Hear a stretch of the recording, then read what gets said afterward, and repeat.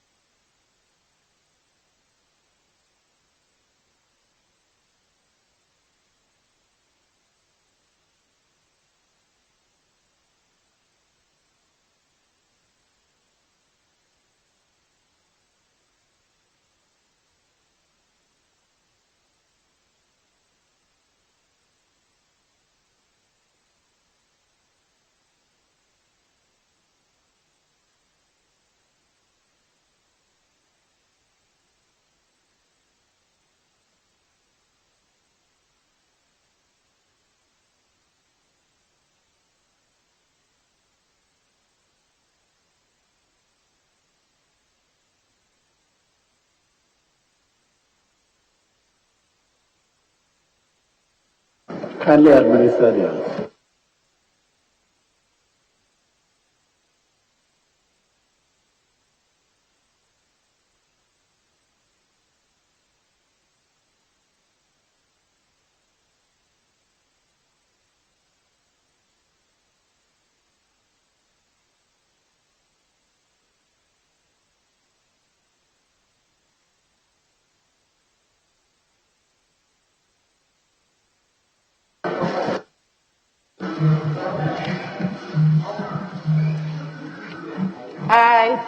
I, Francis Asenso Boakye, swear by the Almighty God swear by the Almighty God that the evidence I shall give before this committee that the evidence I shall give before this committee touching the matter in issue shall be the truth, the whole truth, and nothing but the truth. So help me God. So help me God.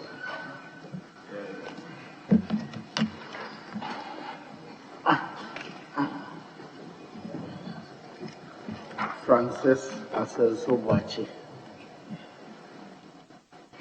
On behalf of the committee, I congratulate you on your nomination as a Minister for Works and Housing.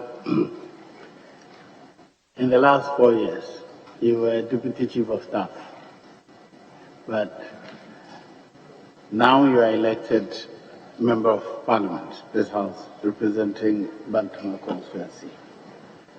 Now, if there's anything more necessary for us to know, tell us. We don't want myself, just any important thing we must know. Kindly tell us. Thank you, Honorable Chair. Honorable Chair, I'm the Member of Parliament for Bantama, and I had my O-level education at Osechi Secondary School, and had my O-level. You said we are not interested in the myself part. You can tell us your last highest qualification if is necessary. And then, I hold a master's degree from Michigan State University, and also a bachelor's degree from the Kwame Nkrumah University of Science and Technology. Thank you, Honorable Chair. Chairman. Yes. Yes, Francis Asenso Boakye, I join Chairman in congratulating you. Go to the second page of your CV. Were you providing oversight over various ministries, departments, and agencies as Deputy Chief of Staff?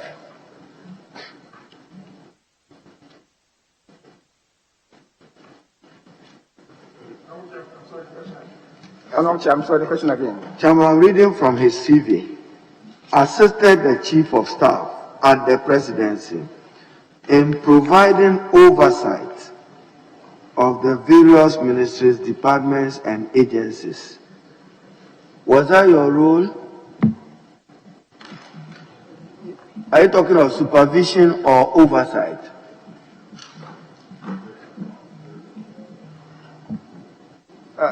Thank you, Honorable Chair. I believe it's just a matter of semantics. Oversight, my understanding here is supervision of the various ministries and agencies. Nama, he knows that we jealously safeguard that as one of our onerous responsibility as an organ of government, oversight. We are very jealous about it. I should understand that you meant supervision. Is that the case, Honorable Nominee? Yes, Honorable Chairman. You will be Minister for Works and Housing, and it's capital intensive. Everything you want to do, you want to end flooding, you want to improve social housing, you want to improve infrastructure. It's about funding. Where will you get the money to do your work well as Minister? Thank you, Honorable Chair. Honorable Chair, in terms of the protection of coastal communities from erosion, the funding has mainly been from government of Ghana sources, GOG sources. And in fact, the last 4 years, government has spent over 1.1 billion from GOG sources protecting our coastal territories. So even though it's capital intensive, government still sees the need to provide the funds. In the case of drains and drainage system, government has spent over 400 million the last 4 years, the provision of drainage facilities as part of the National Flood Control Program. So the inaction of these activities have dire consequence for the country. So government strive to raise the resources for these projects. Thank you, Honorable Chair. Yes, Honorable Samchahi. Thank you very much, Mr. Chairman. Mr. Chairman, we've been talking about housing deficit for a while. Now, it is estimated that there are about 2 million housing deficits in the country. What do you propose that as a country we do to ensure that we reduce the housing deficits on our hand as a country? Thank you, Honorable Chair. Honorable Chair, the experience we have over the years shows that we have been producing about 40,000 houses a year, and our housing deficit currently stands at 2 million housing units, which means that if we want to close the gap in 10 years, we have to produce 200 houses a year. And this is a very huge gap, and I think it requires different strategies that we have been using over the years. It requires government active intervention. And my answer is not far from what is stated in the NDC MPP manifesto and the National Housing Policy. For some time now, National Housing Policy. For some time now, we haven't had a clear institutional framework that will guide the implementation of housing policies in our country. So there's the need to establish a national housing authority for the planning and management of the housing delivery. That is one. And this national housing authority will create land banks and provide infrastructure, on-site infrastructure for the land bank. This is what we call site and service schemes. The idea is that if the government is able to absorb the cost of land and cost of infrastructure, meaning roads and utilities, we will have contributed to absorbing 50% of cost of construction of house. And that would mean that the house per unit, cost per unit, will have been reduced by 50%. So if on the average, a house is costing 300,000, and government absorbing these facilities, land and utilities and roads, the price per unit will be 150,000, and it will be affordable. With a very credible mortgage scheme to support it, this will be very affordable to many Ghanaians. And that is the strategy I'm proposing for the reduction of the huge housing deficit. Nominee, 150,000 Ghana cedis will be affordable to many Ghanaians, but it will also be outside the reach of many Ghanaians. Do you have any plans to invest in rental units, particularly for young upstarts, young people who have started work, young people who have just gotten employment, transferred out of home for the first time, required to pay 2 years, 3 years in advance? Do you have any plans to construct rental units which such young people can take advantage of? Thank you, Honorable Chair. Honorable Chair, you are right. Rental units provision is a key part of our strategy. And when we say affordable housing, we are talking about people who want to own homes. And the rental units are also captured in also another side where students who have just finished school or young people who have just started working can have a place to live and stay, decent accommodation, while they prepare to own homes in the future. Thank you, Mr. Chairman. I was going to ask the nominee what he will do to bring down the cost of housing, but he tried to answer it together with the first question that I asked. What I want to find out is the cost of building materials. Cost of building materials. In December, if you take iron rods, for instance, 16 millimeters cost 3,800. At the moment, it is 5,200 Ghana cedis. 12 mm, also 5,200. If you take cement, in December, it was 40 Ghana cedis. Today it's around 45, 46 Ghana cedis.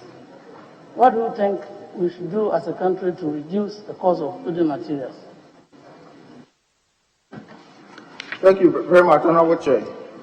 Honorable Chair, the recent hike in the cost of building material has been attributed to huge international shipment costs in recent times. This was attributed to the COVID pandemic. But when it comes to building material, what we have to do as a country is to go into the production of local building material. For me, that is the long-term agenda of the ministry when I get the nod. Because the local building materials, if you're able to produce in large quantities, will be much cheaper. But the real challenge is how our local folks will accept our local building materials, like burnt, based, and all that. So it is important that we work with stakeholder institutions, for example, BARI, that has done a lot of research into local building materials, and Department of Rural Housing, that has the mandate to build capacity of people to use local material for local housing. So that's it's high on my agenda, and I will work hard to promote that. Mr. Chairman, perennial flooding in Accra and Tema in some parts of the country. I see this as a lack of political will on the part of the successive governments. Your predecessor, Honorable Atachia, when he assumed office, he stated that to address the perennial flooding problem in Accra and Tema will require about $700 million to be able to holistically address the flooding problem in Accra and Tema. So now we are in January, February. Everybody has gone to sleep.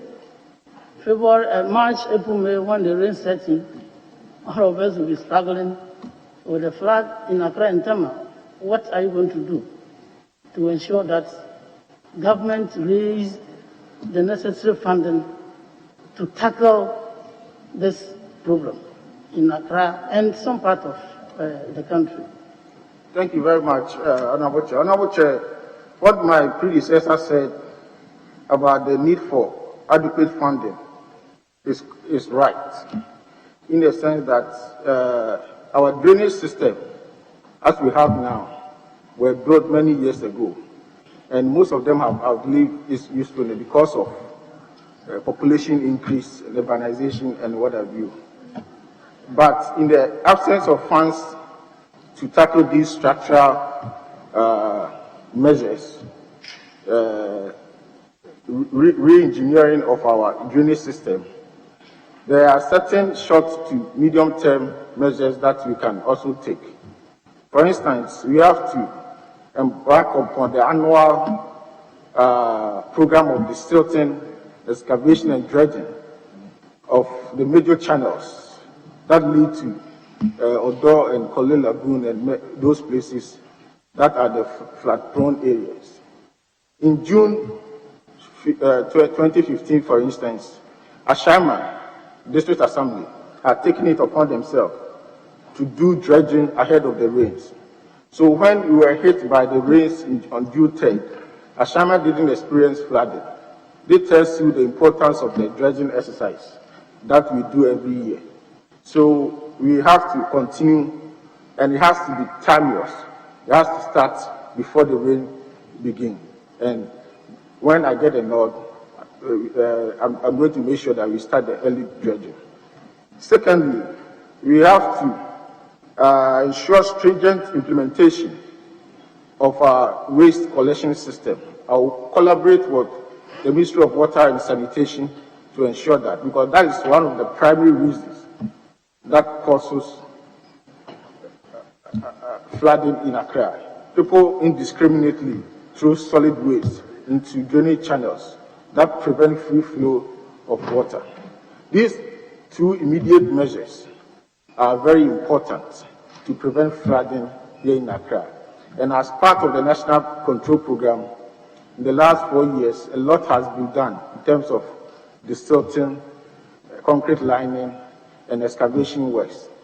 In fact, in 2018, 205 million Ghana cedis was spent on the National Control Program. And in 2020, 250 million Ghana cedis has also been spent, and contracts have been awarded for people to start work. So all these measures all go into the prevention of flood, and that is why in the last 4 years we haven't seen major flooding here in Accra. Thank you, Mr. Chairman. Mr. Chairman. Mr. Chairman, the previous NDC government started a housing project at Sagremi. The first phase of the project, 2005, started and got to a point when he left office. At some point, the project came to a halt. And just want to find out from you what you will do to resuscitate the project to complete it so that Ghanaians can benefit from that project. Thank you very much, Mr. Chairman. Mr. Chairman, the Sagalimi project is a very important project. It was meant to decongest the city of Accra. And I want to take this opportunity to commend the initiator. It was a very good project. I've received a briefing, full briefing of the matter, and my major preoccupation is simple, is to see to the early completion of the project. We cannot allow the taxpayers' money to go to waste. And that is my major preoccupation. When I get the nod, I'll put a team together to advise me on the various financing options that will be needed to get the project going. Thank you, Mr. Chairman. Mr. Chairman, my last question. My last question, Mr. Chairman. As a result of erosion, we are losing a lot of communities along the coastal lines. What will you do to ensure that those communities that we have lost, we reclaim them, and lands that have been lost as a result of erosion by the sea, we can also reclaim them? What specifically will you do? As leader said, it's very, very capital intensive. What effort will you put in to ensure that communities that are being lost as a result of tidal waves are put to a stop? Thank you very much, Honorable Chair. Honorable Chair, I've already indicated that even though it's capital intensive, the President, Nana Akufo-Addo's administration, has made it possible that resources are available for this project. And for the last 4 years, over 1.1 billion cedis have been invested in the provision of sea defense for the protection of our coastal enclave. As Minister, God willing, when I get the Lord, I will continue the program and make sure that we protect our coastal communities. The coastal stretch is 550 kilometers. And out of that, the experts say that 2/3 of them need some sort of protection. And if you do not do anything about it, it has dire consequences for our country. So we have to find the money and continue with what we have been doing. Thank you, Honorable Ahi. Yes, we also have them ask the questions today. Thank you very much, Mr. Chairman. Honorable Francis Asenso Boakye, congratulations. I make reference to page 87 of the NPP manifesto for the 2020 elections. And says that one of the promises that was made in 2016 was to facilitate the construction of low and mid-income housing over the short, medium, and long term.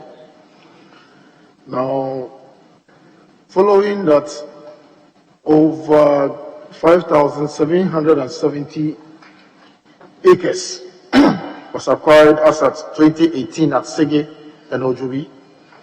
Additional 1,313 acres acquired around Yankonya and Kwema. Now, the best part of this one for me is the fact that government had established a national housing and mortgage finance scheme to address both the housing supply and demand side financing challenges, and Mr. Chairman made allusion to that. Now, I believe that a very solid foundation has been laid for a smooth takeoff. Now, can you guarantee to this committee that within the next 4 years, if you happen to be the minister during that period, you'll be able to accomplish this housing scheme? Thank you very much, Mr. Chairman. Thank you very much, Honorable Chair. Honorable Chair, the Honorable MP is right. The acquisition of these land banks is to serve as the basis to roll out these affordable programs. And the plan is to service these service these land banks, provide on-site infrastructure, including roads and utilities, so that we can work with public developers like State Housing and private developers like Grader to provide these affordable housing homes for our people. So you are right. That's exactly what we are going to do, Honorable Member. Thank you, Honorable Chair.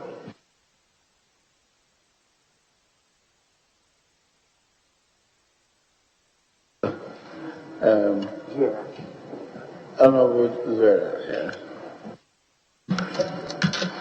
Thank you, Mr. Chairman. Good evening, Honorable Nominee. Honorable Nominee, I want to find out from you, does your government have any intention of leveraging the pension fund for housing development? And if so, why? Thank you very much, Honorable Chair. Honorable Chair, it is a manifesto pledge of the MPP that you're going to leverage the housing fund for housing development. As we speak, the pension fund law allows just 5% of the pension fund portfolio to be able to spend on housing development. It's also a manifesto pledge that we want to increase that 5% so that we can have more space to leverage for housing development. There's a very good reason why you want to leverage the pension fund, because it is a long-term investment, and you need long-term investment for construction finance and a credible mortgage regime. Thank you, Honorable Chair.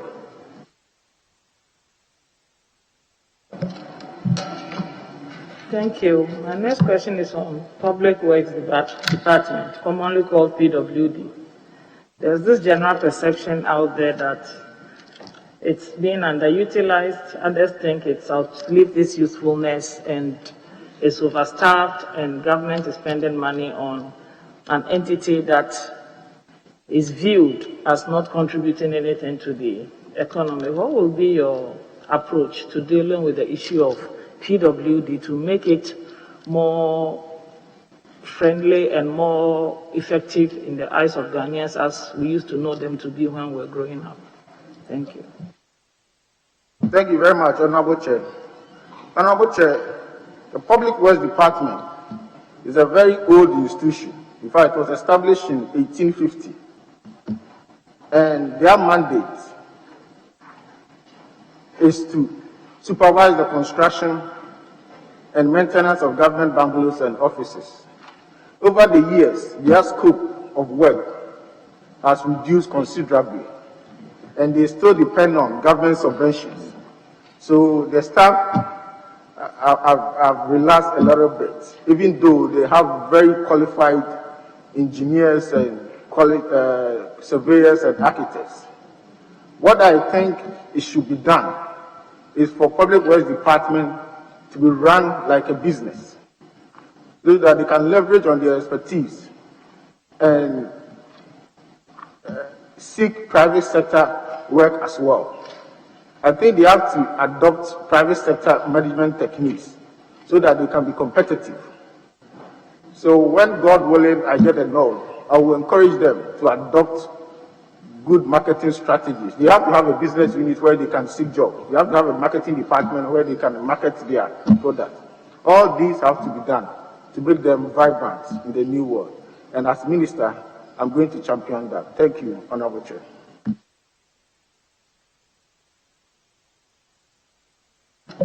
Thank you, Mr. Chair. My last question has to do with affordable housing. And as you would, I think everybody here will agree that it's been the most topical part of your vetting this evening.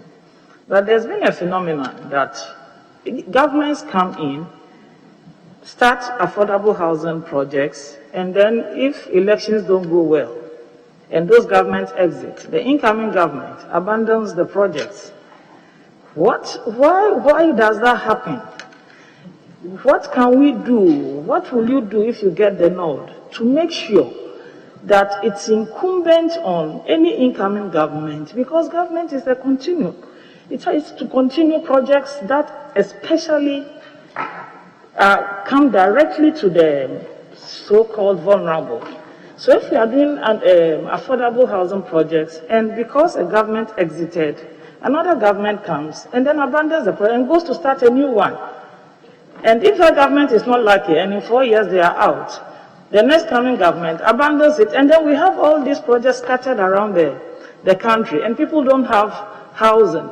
Will you be able and willing to move or support legislation to compel incoming governments to complete these projects? Otherwise, they will be charged for causing financial loss to the state, because the monies involved is the taxes of the people. What are your thoughts about this phenomenon? Thank you. Thank you very much, Honorable Chair. Honorable Chair, the Honorable Member is right, and I believe that she's hit the nail right on the head.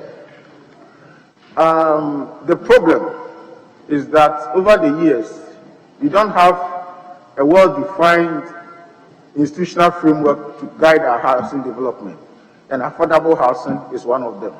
And that is why earlier on, I proposed the establishment of a national housing authority, whose duty will be to plan and manage all housing development, including affordable housing. So all these affordable housing programs will be managed by the housing authority, and it will not be like a project is a political project. It will be part of an institution, so that whichever government is in place, the National Housing Authority will take charge of the project and implement it to the letter. Thank you very much, Honorable Chair. Honorable nominee, are you aware of Article 35(7) of the Constitution? Let me read it so to strengthen your argument. As far as practicable, a government shall continue and execute projects and programs commenced by the previous government. So it's actually a constitutional mandate. It's in the law already, but we should ensure that they are enforced. So take note. If you don't continue any projects, we'll bring you here to come and answer questions on that. Thank you very much, Honorable Chair.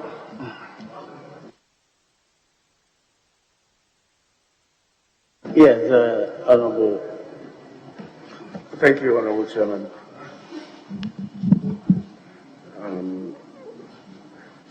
Honorable nominee, quite an impressive CV, from humble beginnings in North Central to Michigan State University. Quite an achievement. But going through your CV, I realized you spent close to about 12 years with the current president, and as a personal assistant, and then a political assistant to a chief of staff, deputy chief of staff, and political assistant to the president. You've been quite close to the president for 12 years. For those of us who've not had that benefit, what is in that man? And what are the takeaways as you leave the Flagstaff House to the ministry?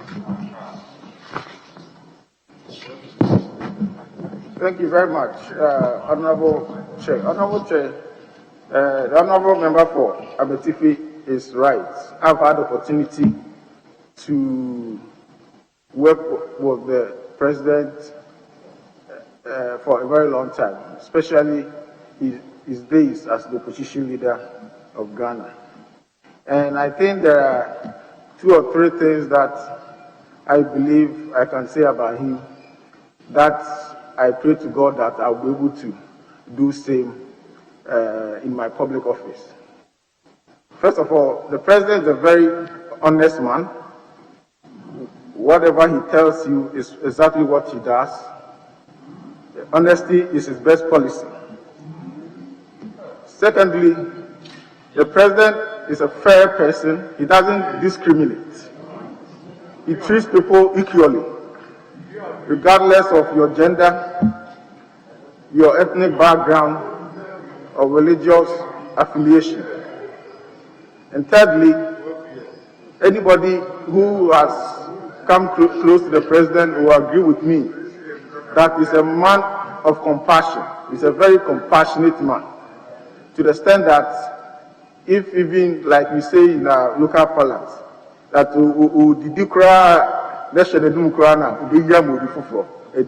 that's the kind of person he is.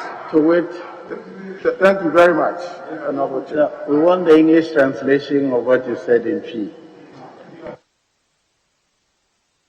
Well, let me help you. If he's eating and he sees another person hungry, he will take out his food and give it to the person. That's the literal translation of the.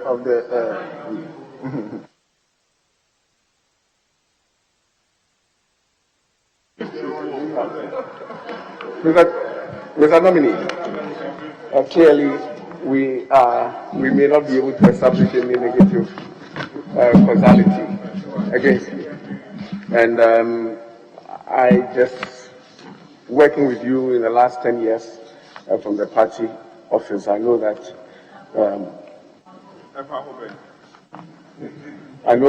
you will deliver if given the Lord as a minister. I pray for you. Good luck. Thank you, Honorable Chair. I think the words from the Honorable Member for Betifi are very kind words, and I want to express my appreciation for that. Thank you, Honorable Chair. Yes, Honorable Ajay. Thank you very much, Mr. Chair. Honorable Nominee, as a former Minister for Tourism, Culture and Creative Arts, I know what countries are doing with planning, and I have Marrakesh, Morocco in mind. The city is well planned and it serves as a tourist attraction. What policy measures do you have to stop this haphazard development that we have in Ghana? Thank you.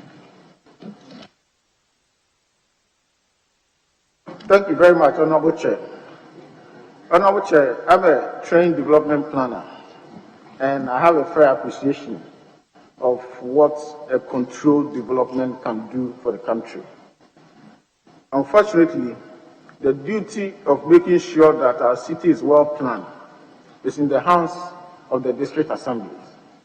And you need effective collaboration with the district assemblies to ensure that permits are issued to places where it will not create problem.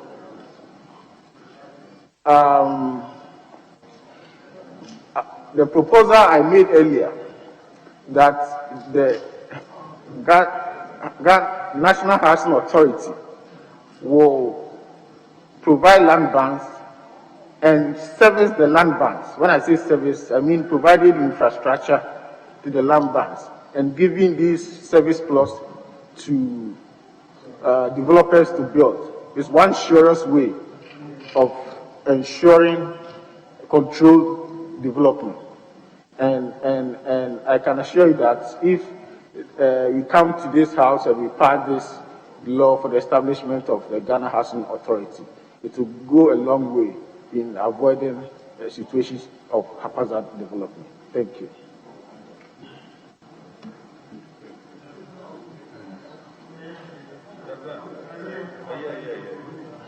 Very well. Yes, Giselle. Thank you, Mr. Chairman. Honorable Nominee, would you support, you're advocating for the National Housing Authority. You're advocating for the National Housing Authority, but would you support a paradigm shift whereby if about 90% of the housing stock is being developed by private individuals, some assistance will be given to these private individuals instead of public housing, stocks of public housing in that manner? Would you consider such a combination under the National Housing Authority that you are proposing? I'm sorry, can you clarify what do you mean by support to private individuals? What kind of support? If you can clarify so that I can proceed. Financial support for people to put up their houses. If you look in, you said you're a development planner. Say you are entering into Kumasi from the air.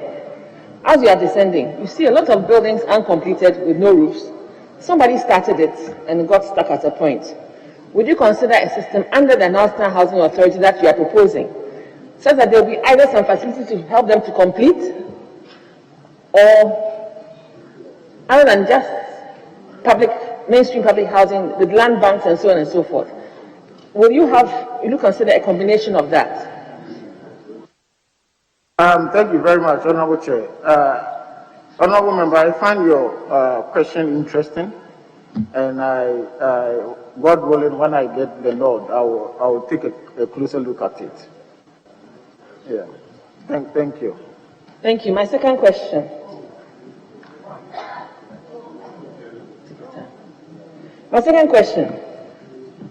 The Ministry of Works and Housing undertakes the classification of contractors, am I right? And issues them with certificates. Yes, you are right. All right. You also appreciate that construction is on every institution's budget, even a household. The construction or the house is the biggest capex item. Would you advocate for regulation of the construction industry in any way, such that, for example, there are different tiers of contractors, not just on paper only, but actually in practice? Because people have these as their businesses, they invest into equipment, and surely they would want to see some sustainability along the way. Would you consider regulating the construction industry? How do you go about it? Thank you very much. I will support such a move, and I'm aware that there are plans for major players in the construction industry to set up construction development bill. I can't recall the exact name of it, but there are attempts at regulating the whole construction industry, of which housing is part. And I want to assure you that I will support such a move, because it's very much needed in the sector. Thank you. And then my last question has to do with rent. The rental market is huge. Lots of migration, people just looking for a place to perch or just to stay to make ends meet. What active policies are you going to put in place? Are you going to support the adjustments to the Rent Control Act or upgrading the Rent Control Act? Or what do you think you could do to help the people who make use of the rental market? Thank you very much, Honorable Chair. Honorable Chair, the Rent Act was passed so many years ago, at a time that the population in the urban centers was not as huge as now. Today, Ghana's urban population is 58%, almost 68%, and the urban growth rate is 33%.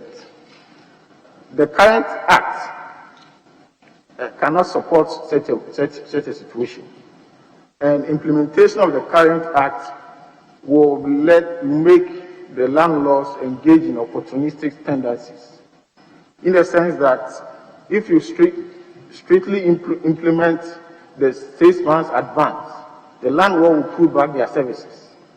So there has been extensive consultation, extensive stakeholder engagement, and there is a widespread view that we should extend the 6 months advance to 1 year. In that case, the landlords will benefit and the tenants will benefit. And it's part of the new rent bill that has been drafted, and very soon it will go to Cabinet and subsequently to Parliament for passage. And I want to believe that when it comes, you will support it. Thank you very much, Honorable. Honorable Member, the current Rent Act says that for residential premises, it can take no more than 3 months. For commercial premises, you can take no more than 6 months in advance. We have not been able to enforce that. such that everybody names the advance he wants. What makes you think that we'll be able to enforce it if we take it to 1 year? In either sector?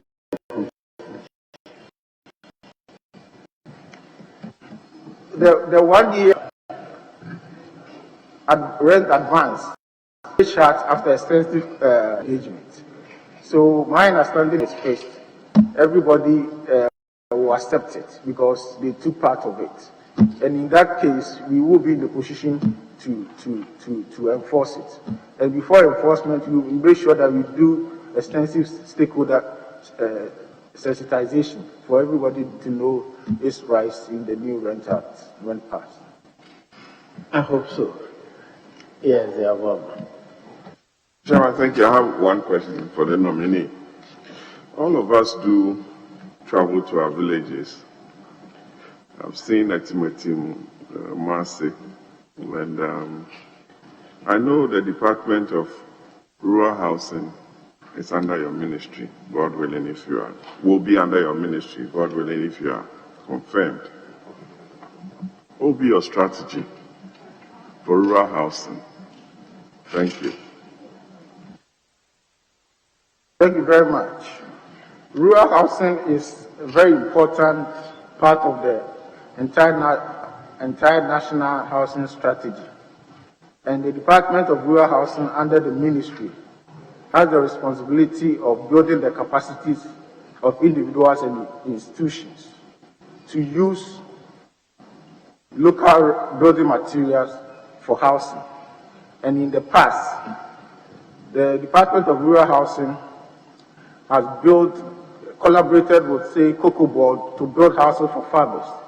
They've also collaborated with Ghana Water and Ghana Water Company to build houses for their staff in the rural areas. But as we speak, they are faced with logistical issues. And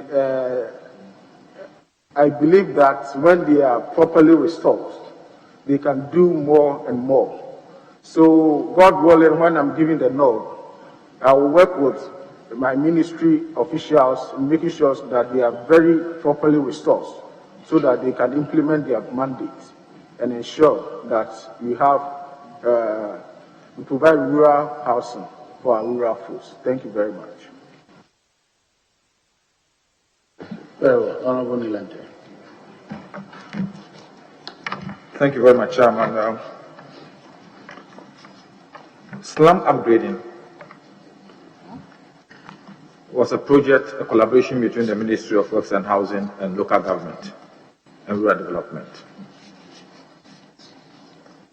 Over the period, it has virtually become like a dead policy. What assurances are you giving me, sitting here, that you reactivate the slum upgrading project so that my people in Old Fadama will have some respite? And then secondly, the Kole Lagoon Ecological Restoration Program, which also forms part of the slum upgrading project because it links into it. Since 1996, almost every government, Rawlings, Kufuor, Mills, Mahama, and this government, it's like everybody does touch and go on the project. But the real Kole Lagoon Ecological Restoration Program is there. What assurances will we get that in your time as a Minister for Works and Housing, the Kole Lagoon Ecological Restoration Program will become a reality? Thank you very much, Honorable Chair.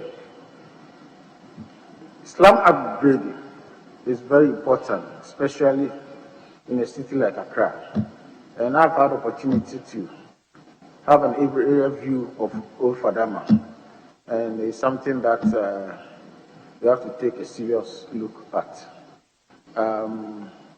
When giving the nod, I can't promise, but I will take a very close look at it because I can assure you that it's very dear to my heart. Will you take a look at it or you endeavor to and get it completed to improve livelihoods in that area? What is look at it, When I say I take a serious look at it, it means that I want to do something about it. Okay. Yes. Thank That's you. that's the meaning of you taking a look at Serious it. look at it. Okay. Thank you. Regarding the Kole Lagoon ecological project, I agree with you. It was a very well thought out program. Some aspects were done.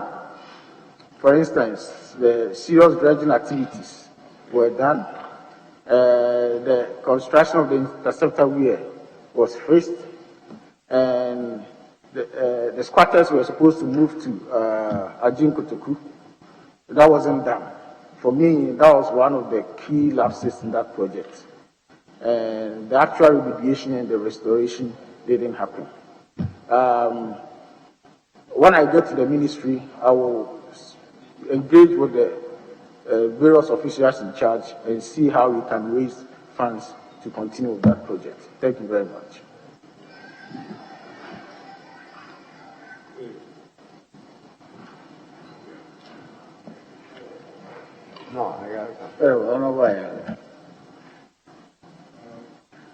Thank you very much, Chairman. Mr. Nominee, you've spoken about plans to add to the housing stock. That's long term. And if you take the history of public housing development, on the average, it takes about 10 years to finish public housing projects across regimes in this country. So that's long term. Immediately, young people have a difficulty with paying 2 years rent advance, 3 years rent advance. They live in a country that has laws, and the laws say they should pay 3 months rent advance. You're talking about a review of the law to increase it to 1 year, but it's still the law that they are only supposed to pay 3 months rent advance. Can they count on you to enforce the law? Because you're going to swear an oath to enforce the laws of this country. That's what you're going to swear an oath to do. I'm sorry, the question, the preamble I got, but the question, would you want to restate it, please? Question is, the law on rental property says that you can only charge a tenant 3 months rent for residence and 6 months for commercial use. And I'm saying that is the law. Until you get the law changed to 1 year as you are proposing, and until you increase the stock of housing, what is available in the market, by law, a young person who wants to rent a place should be looking at paying 3 months. And I'm saying that you want to be a minister, your oath of office will say that you are swearing to enforce the laws of the country. Will you enforce that law so that young people pay 3 months rent advance? Thank you, Honorable Chair. Honorable Chair, under our circumstance, it will be impractical to strictly enforce the law. I've already made a point that if you implement it strictly, the landlord will engage in opportunistic behavior. They will be withdrawing their services, and you will not be helping the tenants. The interest of government policy on rent is to protect the tenants. But a good rent policy, Mr. Chairman, must allow for capital recovery. And that is why I'm saying that the current rent law is outmoded and has outlived its usefulness, and that there is the need for us to, as a matter of urgency, revise the law. As for the law, you can implement it. But what is the purpose of implementing when the tenants that you are serving them, it will not help them? It won't make any sense with the greatest of respect. And that is why I'm saying that it is important that as soon as possible, we prioritize the revision of the Rent Act to make it relevant to, in the current circumstances. Thank you very much. Chairman, I have a follow-up on that for if you can make. Yeah. The Real Estate Agency Act was passed by this House last year. Perhaps you may want to look at that law and explore possibilities of ensuring that with them as a stakeholders, you would be able to see how best you can look at that sector. Because indeed, this advance is really a difficult situation, and you and I often become the target because they come to us, the young men. And well, you can add the young woman. Mr. Chair, Honorable Muntaka added the young woman. I am saying the young men. The young men. You know, he's adding the young women.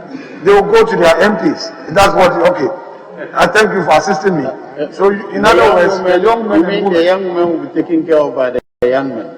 What are your suggestions? Mr. Speaker, Mr. Chair, I may have to restrict myself to what I want to say. And allow others to say what they want to say. But, Mr. Chair, all I want to say is that as a political class, when there's crisis, they fall on us. All right? So perhaps you may consider the Real Estate Agency Act, which was passed recently, to explore how this thing can be dealt with. It's a serious matter. I thank you. Honorable Chair, it's very, very well noted, and I thank you for that. I'll have a look at it and see how it can be applied. Yes, Honorable Suhiri.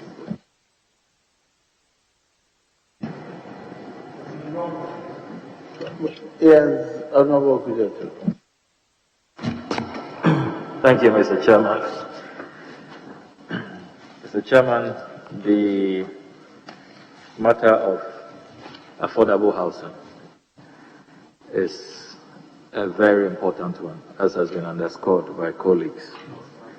And it's even become more challenging in these times. I was looking at a World Bank COVID-19 impact report published last month. And it says that almost 163 million people have been forced into the poverty bracket, what the World Bank is calling the new poor, COVID-19 induced poverty. So we cannot downplay the issue to do with affordable housing, particularly in these moments, in these times that we live in. How creatively, as minister, if given the nod, can you address the thorny issue of affordable housing? And I want you to link that to the provision of duty posts for public sector workers, doctors, nurses, teachers, security agencies. These days it's quite common to see doctors, nurses who have to travel far afield to work. And these are emergency service providers. If there's an emergency at the hospital, we all need them. Bungalows for them. Schools are built, no bungalows for teachers, for headmistresses and housemasters and all of that. So the matter to do with affordable housing and duty posts for civil servants, public sector workers and professionals, how creatively can you, through policy, help this nation address this matter? Thank you very much, Honorable Chair. Honorable Chair, I think I've made a point about how I intend to implement the affordable housing program. One thing that I didn't add is that as part of the creation or the establishment of the national housing policy, we also have a national housing fund that will help fund the activities of the National Housing Authority. And with this fund, we'll be able to do a lot with it. Can raise money with it, securitize it, and do further projects. So once we have that in place, we can do a lot in terms of affordable housing. When we talk about duty posts. I agree with the honorable member, it's very important. Currently, the ministry is having a redevelopment program in the capital cities where old bungalows are redesigned to make optimum use of the land. And as a result, the ministry has gotten a lot of houses for public servants as duty posts. And I want to further add that you have to extend this to the district assemblies, where you work with the district assemblies and build rental apartment units so that public officials who go to district to work will have a place to rent and stay in the decent homes. Thank you very much, Honorable Chair. Mr. Chairman, finally from me, I hold in my hands the report of the Infrastructure Subcommittee of the 2020 Presidential Transition Team. And I observe from page 31 and the key challenges in your sector. Your former minister, the affable Atachia, is complaining about a situation, illegal occupation of UNDP flats by national security operatives. And he says that he's tried a great deal to get these national security operatives out of these UNDP flats, but has failed at it. Have you been briefed on this worrying matter, and what will you do about it? Thank you very much, Honorable Chair. Honorable Chair, I have been briefed about it. And my understanding is that national security and the Ministry of Works and Housing have been collaborating to address this issue. God willing, when I get the nod to be at the ministry, I will make a follow-up and see what I can do to expedite the process. Thank you. Honorable Muntaka. He said no. When I give you the nod, you pass it on. I said after him. Chairman, with all respect, I said after Samuel.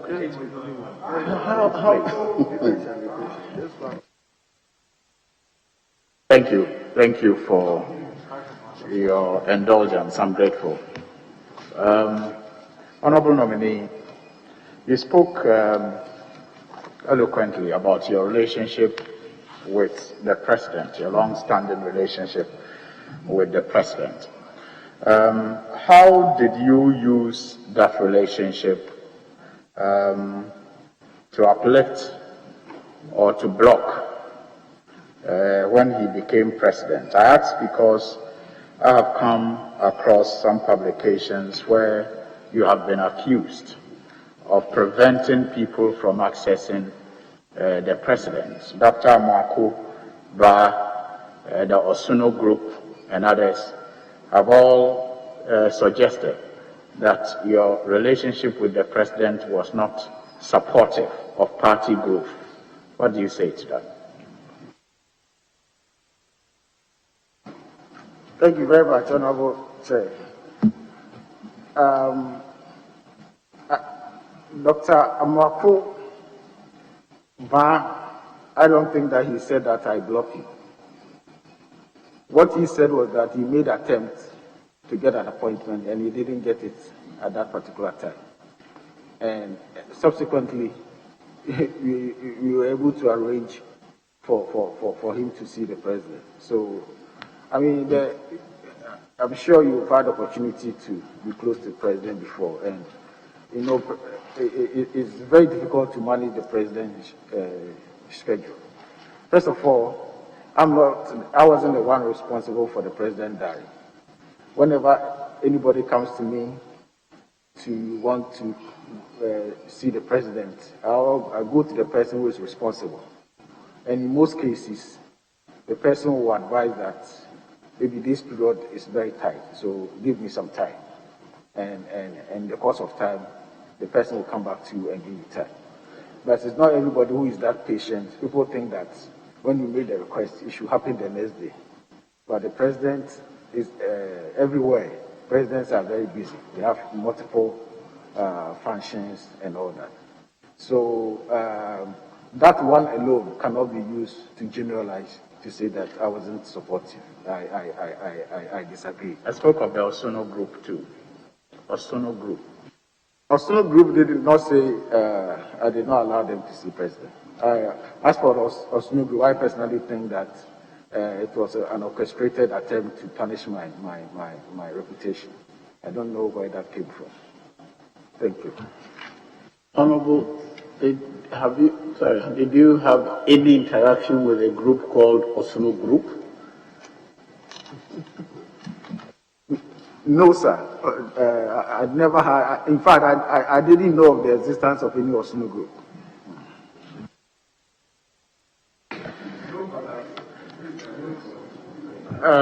Honorable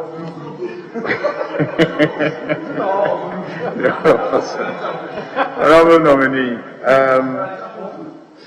the Osono Group made a number of allegations, and I'll leave it at your response that they attempted to tarnish your image. It's just okay that you know about their existence now, and maybe we'll leave it at that. But I've gone through audit reports on the ministry that you are going to. And one thing I see that is repeatedly captured is the issue of rent not being paid by people occupying government bungalows, and also retired officers still occupying those bungalows that were assigned to them. I don't know if you have been briefed on this.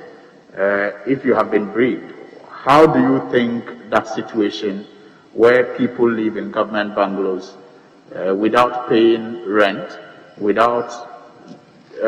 also doesn't enable government to keep those bungalows in good shape, so they are run down, and also retired officers still occupying those bungalows where junior officers who have appointments have to struggle in the cities and towns to find accommodation for themselves. Thank you very much, Honorable Chair. Honorable Chair, I have not been briefed about this particular issue, but I find it unacceptable for people to live in the government bungalows not paying rent, and also retired officers continue to stay there whilst junior officers and other people need accommodation. God willing, when I get the nod and I go to the ministry, I'll take this as a priority and work on it. Thank you. You're done. Leadership. Yeah. Does the majority chief whip have a question? No. Yes, minority chief whip. Thank you, Mr. Chairman. Mr. Chairman, I just want to find out from the nominee, in your briefing, in the briefing that you took at the ministry, I want to believe that you've gone for briefing, right? Yes, sir. And in the brief, what challenges have you identified as major in the sector that you are going?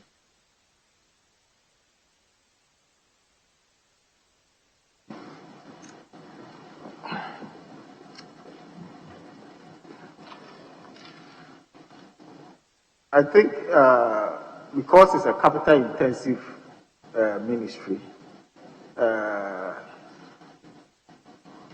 funding is a major challenge, and also irregular release of budgetary allocation for projects is also a major challenge. So maybe this is one of the major challenges that you've identified. And as you may know, I mean, for government funding, no ministry, I believe that every Minister of Finance itself will complain about sufficient funds. So as you are going there, what innovative idea do you think you bring on board to overcome this major challenge of financing?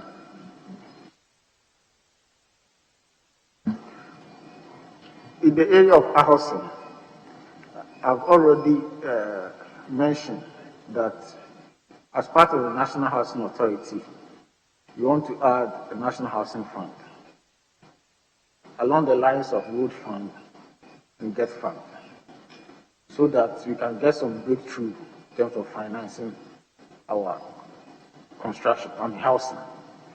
That's one innovative way that I'm proposing that is not in the system now. In fact, it's part of the national housing policy that was launching in 2015, and I believe it's something that you must. I said that it's in the national housing policy that was launched in 2015, and I think it's something that you must all support, that it will provide some breakthrough in terms of housing finance in Ghana. Chairman, what about a PPP arrangement? Because if I look at you and I from Kumasi, and a typical area, Alaba, where the houses used to be mud houses, then the place became bricks with business. And then the landlords decide that, okay, come and build it into 4-story, give us the last 2, and then use the first 2 as shops, and then you operate them for some number of years, and then we share. And you will see that virtually in Alaba, where you and I are very much familiar with, a lot of high-rising buildings are coming up. And it's not because the landlords have money to build them, but they have leveraged their land, and they still have place to sleep, and they still have also this business that is running, and they're able to sustain them. Will you consider, knowing very well a number of government bungalows and lands that are in prime areas, that there are a lot of developers that may be having their money and may be interested in investing, will you consider this as one of the arrangements that you believe may help deal with the financing deficit? Thank you very much, Honorable Chair. Honorable Chair, I think this falls within the government's redevelopment program, where government provide land for developers and for developers to also build and give government some part of the building. In fact, that is the concept that the ministry is being proposed for the redevelopment of NEMA. That is the plan. When Lima sits on a 1,000-acre land, but the place doesn't have amenities. It's not a controlled area. So the plan, for instance, is that you use, say, a quarter of the place to build very good high-rising buildings for the inhabitants. Then the rest, the developer will use it for other purposes, commercial purposes. In this arrangement, government doesn't pay anything.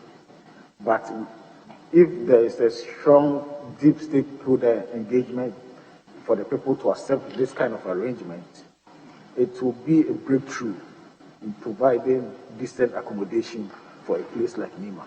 And I believe that same concept can be used for Abuabo and Aswaso area, where you and I are from. Well, by the challenge you may have is that the lack of Nima and Abuabo, where I'm born, is that these are private properties.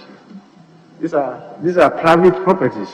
For example, I may not be interested in you coming to say, my family house, you want to have this arrangement.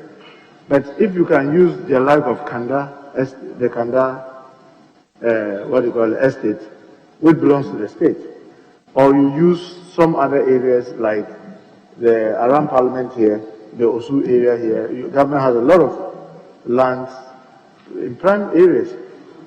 That one is easier, but private, what do you call it, arrangement is difficult. Even this Alaba that I'm talking about, you could go and you see one house in between two rises. You say, no, we are not interested.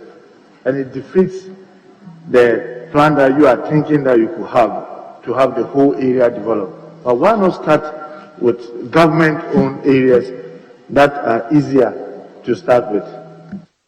Now, that one is already ongoing. I've already mentioned that as a result of that, we've been able to, the government has gotten a lot of houses and now using some as duty posts, when the honorable member asked me. We've done some at Roman Ridge, we've done some at Circle Road, and many other places, in cantonments and all that, and it's ongoing. There's one that is planned for Ringway Estate. All those redevelopment programs are going to make optimum use of the land, because you have an old land, 1 acre land, but the house that is seated there is a very small, maybe boys' quarters. But when you give it to a developer, you will see that you can get about 15 housing units from that. And that's the redevelopment program that is going. For that one is already ongoing. But you mentioned a situation where two private individuals having that kind of arrangement in Abuabo. And I said that even that concept, we can deepen it for the development of even slum areas like Old Fadama and other places. Mr. Chairman, is he happy with the kind of design that are being used in the area that he's talking about? Cantonment, you see a government land, yes, it was just one bungalow on 1 acre land. Now you'll be passing by, you just see some 1 story, the maximum I've seen are just 2 stories. These are still lands that are underutilized. When you look at that of the private persons in around airport residential area, it's going 15, it's going 10. Don't you think that we should standardize the kind of design and structures that if people want to engage government on this kind of arrangement of PPP, we say that for this area, we are not going anything less than 10 story. So if you are interested, come. But we are not going to allow this 1 story, 2 story, because in the next 10, 20, 30 years maximum, they will also become a problem. Honorable Member, I agree with you. I think it's a very important contribution. And the establishment of the National Housing Authority, one of the things that it will do is to standardize housing. So for this redevelopment program, for instance, it could say that this is a type of standardized housing that we need here. And we need this number of rooms, this number of apartments. So I agree with you. And with the introduction of the National Housing Authority, it will help in ensuring that. Thank you. In an earlier answer to government workers who stay in government bungalow, default in their rent payment, and some who even after retirement not want to move out, will you consider a scheme where, yes, these houses are for government, but you have to procure them or the allocation are done through a kind of PPP, where they will ensure that people will pay what is due the state, even if it's as a token, just to be able to maintain the structures. And then when it is your time to quit, they will ensure that you quit on time. Instead of the current arrangement where the Ministry of Works and Housing do not have enough manpower to be going around collecting these monies and ensuring that people are evicted when they are retired. I'm sorry, please come again. I didn't get you a break. I'm saying that will you consider a scheme that is PPP, that's public-private partnership, where they do the collection of the rent? The private sector that will do the collection of the rent to ensure that everybody pays the rent, maintain it, and run a fee, and also to ensure that people get out of the bungalows when the time is due. Because I know the Minister of Works and Housing do not have enough manpower to be going around ensuring that everybody is paying their rent and those who are supposed to quit at the right time. I'm asking whether you may consider that too. Yes, I'm for outsourcing this kind of government work to private sector, because they bring some efficiency into it, and I will seriously consider that. Yes, I just want to find out from what is his take about Minister of Works and Housing selling these very scarce government bungalows to individuals and in some instances occupants after staying in them for some time. Then by the time I realize the houses are sold to them and then it becomes a private property. I am not for that. I'm against that. And we need those lands for this redevelopment program. So if you sell it to individuals, you don't have this land for the program that you are talking about. So I'm totally against the sale of these lands to private. So is it an assurance that as this House is considering your nomination, if considered, under you, no government bungalow will be sold out to any private individual? Honorable, you can take it as an assurance from me. Thank you. The chairman, earlier when he was talking about the increase of the minimum months from 3 in the case of residential, and then the commercial 6 months, he said that moving them to 1 year may be a reasonable time to ensure compliance, right? Is it not the deficit that is creating the huge market rather than the number of months? So if you don't deal with the deficit, even if you put it to 1 year, in a very short period of time, once the demands are high, people will move to 2 years and 3 years, and then you now come and say, oh, the 1 year is not sufficient, that's why they are doing that, so let's move it to 3 years. Is it not the deficit that we need to deal with instead of just talking about the months? It is, you are right, this is a deficit. And it is because of the deficit, that is why I said, if you implement the 6 month advance now, the landlord will be engaging opportunistic behaviors. The ultimate is to close the deficits. But once we haven't been able to do that, this is a temporary measure that we make to make sure that the tenant and the landlord are both happy. Thank you. Is it not also the issue of trust? Because sometimes you rent out an apartment to a tenant and you want to help, so, oh, pay me every month. And then the person goes 3 months without paying. What do you think we can do to be able to help, for example, workers that have monthly income so that their salary could be paid directly to the landlord, so that it becomes an incentive for the landlord to say that, look, since I can get your rent every month, I may not need to charge an advance. Because sometimes it's also the issue of trust, that you put the person in there and then you don't get your money. I think it's an interesting suggestion that we take a look at. Thank you. Yes, Chairman, thank you very much. Do you want to ask a question? No. Yes, Deputy Leader. Okay. Mr. Chair, my good friend Asenso and I share the same esprit de corps, and I am happy for this opportunity given him by Mr. President to serve his nation as a Minister of State. But Honorable Suhini put to you some questions regarding some allegations by certain groups. Do you see allegations by certain groups? Do you see some of these things coming at a time as a young man, Deputy Chief of Staff, as an attempt to victimize you?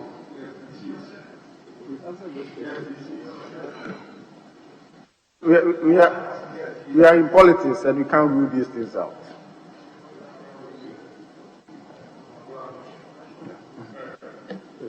So it's a possibility.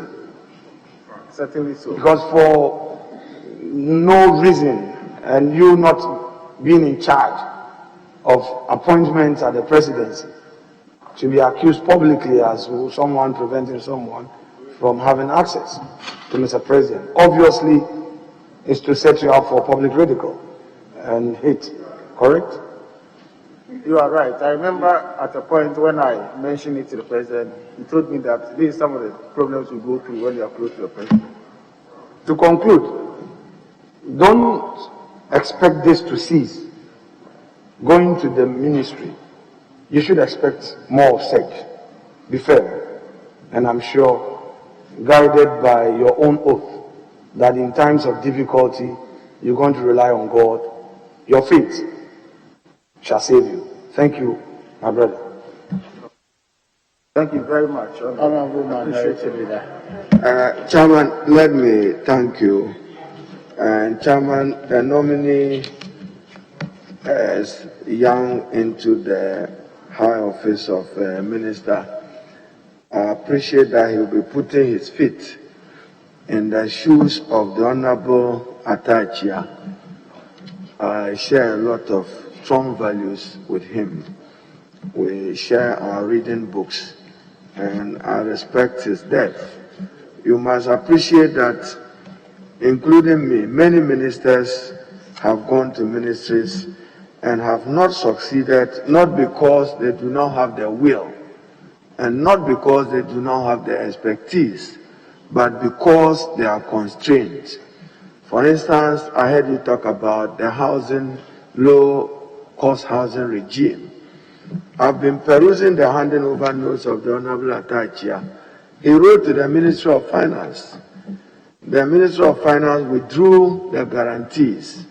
No one will do an off-taker if you don't have that assurance from government. I've also read his initiative on the National Flood Control Program, for which he requested for 500 million Ghana cedis. Ultimately, he was asked to reduce it to 300 million Ghana cedis. No releases were done. So, I just want to have your assurance. One, EDRA, there's some project which was started in EDRA that has been abandoned. Can I have your assurance that you get it started to serve the people of EDRA in the Ashanti region? Thank you, Chair. Thank you, Honorable Chairman. Please, which particular project in EDRA are you talking about? What project? Thank you, Chairman. The Honorable Samson Ahi, Saglemi Housing Project. Main project was to decongest the city, as you said. 2,172 acres. I'll come back to it. I'll come back to it. I have to refer to it in the handing over note. So I'm on the Saglemi in the page now.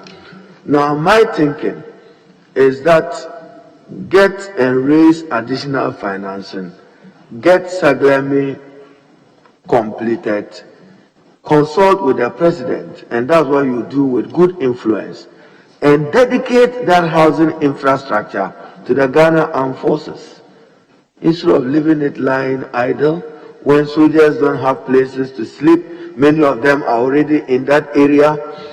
No one is saying that there shouldn't be ensuring value for money. But when you drive past it, your heart will bleed that the state of Ghana will invest enormous resources, $181 million, then 4 or 5 years on, it is still idle. Can I have your assurance? Then I'll open the handing over notes to come to the EDRA project for you. Thank you, Chair. Thank you very much, Honorable Chair. Honorable Chair, I've already given the assurance that when I get to the ministry, if I get a nod, I will work hard to ensure early completion of the Saglemi project. Whether or not that can be given to the Ghana Army, I will need further consultations on the matter. Thank you. Chairman, thank you. Chairman, the EDRA project is in page 45.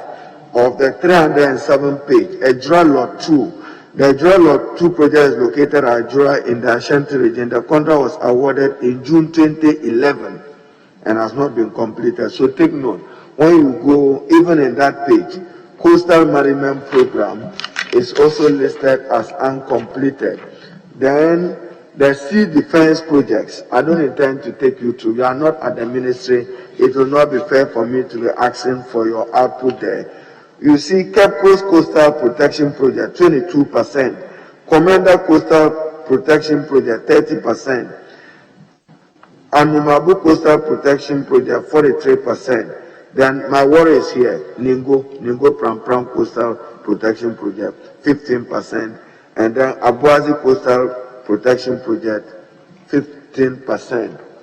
Will you ensure early completion of these projects to protect livelihoods in those areas? Thank you.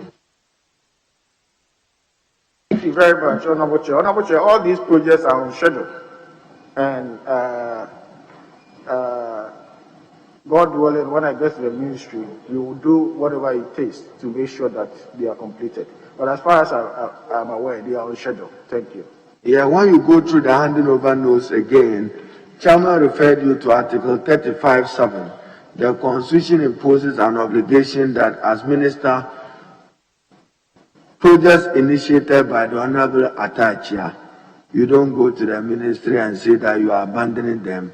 Projects that were earlier initiated, as you go through the handing over, I see 2011, 2012, 2015, 2016, continuity. If you come to Tamale, on the Wamali Road, driving through Salaga, the housing project which was initiated just between Vitim and San Gergo is kind of abandoned. Can I have your assurance that you will support the completion of the housing project?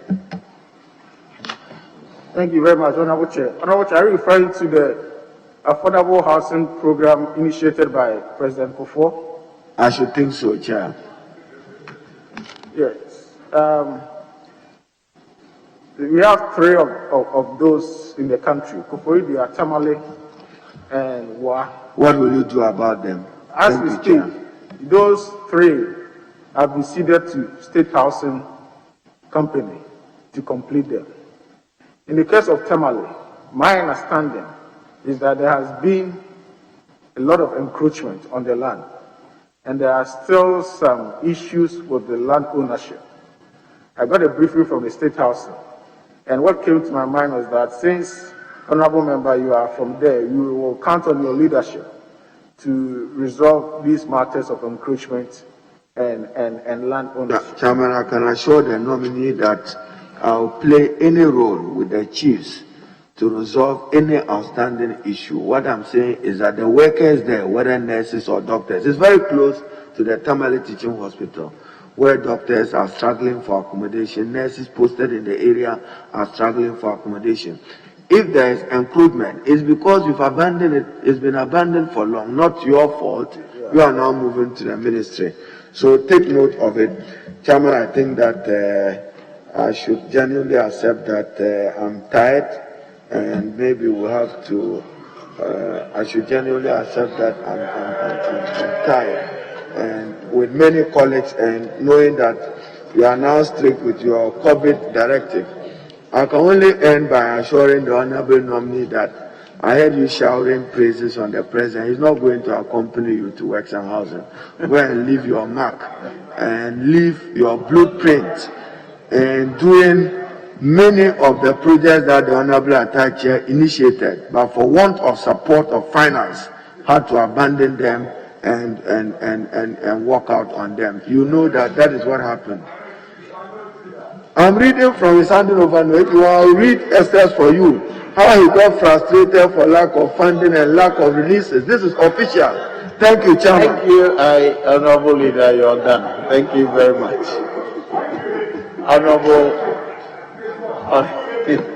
Honorable nominee. No, I can read it for you. I have no question for you. We thank you for attending upon the House to answer questions. You will hear from us, but for now you are discharged. Thank you very much, Honorable Chair. Thank you.